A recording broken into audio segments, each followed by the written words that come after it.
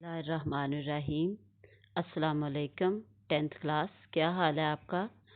आज हम पढ़ेंगे मिर्ज़ा मोहम्मद सईद, जो कि आपका सबक नंबर 3 है और इसके लिखने वाले हैं शाहद अहमद देहलवी। बच्चों, सबसे पहले हम शाहद अहमद देहलवी का तारुफ पढ़ेंगे। शाहद अहमद देहलवी दिल्ली में पैदा हुए थे और मौलवी बशीरुद्दीन अहमद के बेटे थे। बच्चों, मैं यहाँ पर आपको ये भी बताती चली जाऊँ कि शाहद अहमद देहलवी डिप्टी नज़ीर अहमद के पोते थे। डिप्टी नज़ीर अहमद का मकाम उर्दू अदब में बहुत बुलंद है। ये उर्दू के अरकान खमसा में इनका शुमार होता है और ये शाहद अहमद देहलवी के दादा थे। शाहद अहमद देहलवी ने एफएससी तक तालीम एफसी कॉलेज लाहौर से हासिल की। इसके बाद मेडिकल में दाखिला ले लिया, मगर शदीद बीमारी की वजह से उन्होंने मेडिकल को छोड़ दिया और एमए फ़ारसी का इम्तिहान पास किया। शाहद अहमद देहलवी को ज़ुबानो बयान पर मुकम्मल महारत हासिल है। इनकी ज़ुबान आसान और आम फहम है। वो मौसीकार भी थे और उर्दू अदब ही इनकी पहचान है। शाहद अहमद देहलवी ने खाका निगारी भी की।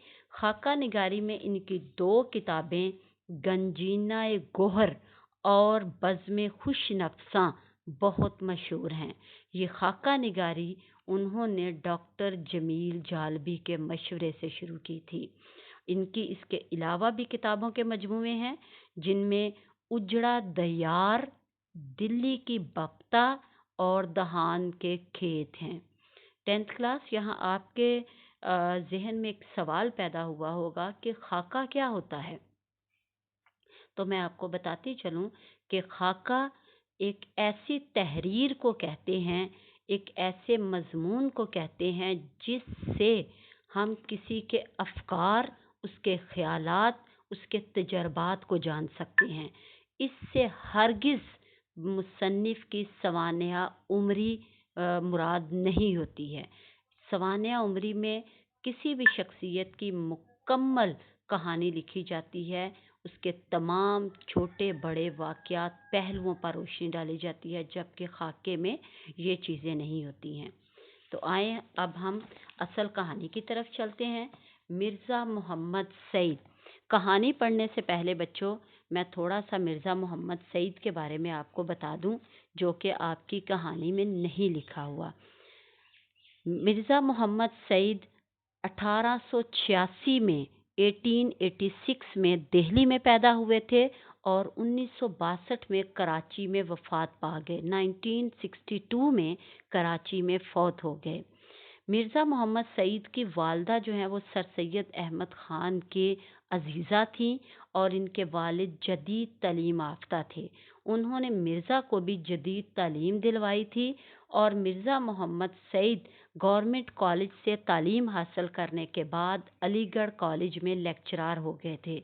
मिर्ज़ा मोहम्मद सईद की तालीफ़ व तसनीफ़ को अगर देखा जाए तो उन्होंने 4 किताबें लिखी और वो चारों किताबें अपने फ़न के लिहाज से लाजवाब हैं। उनकी पहली किताब ख्वाबे हस्ती उनका नावल था। उनकी दूसरी किताब यास्मीन थी। फिर उन्होंने एक किताब मज़हब और बातनियत लिखी और इनकी एक और किताब थी जिसका नाम था मकालाते मिर्ज़ा मोहम्मद सईद। 10th क्लास, इनके ये जो 2 नावल हैं, ख्वाबे हस्ती और यास्मीन, ये दोनों इनके नावल जो हैं वो इखलाकी नावल हैं और इन्होंने इन नावलों में जगह जगह तवील तकरीरें की हैं, नसीहतों की भरमार की है, लेकिन फ़न के लिहाज से इन्हें घिरने नहीं दिया है। मज़हब और बातनियत के बारे में हमारे तबसरा निगारों का ये कहना है कि अगर उर्दू अदब की 100 किताबों को अलग कर दिया जाए तो उसमें मज़हब और बातनियत भी एक किताब होगी। जी, अब आए हम कहानी को पढ़ते हैं। सुबह अखबारों में ये खबर पढ़कर दिल धक से रह गया। धक कहते हैं परेशान हो जाना, खौफसदा हो जाना। बच्चों, साथ साथ इन अल्फाज के मानी नोट करते जाइएगा जो मैं बोल रही हूँ कि प्रोफेसर मिर्ज़ा मोहम्मद सईद का आज सोएम है। सोएम को अंडरलाइन करें।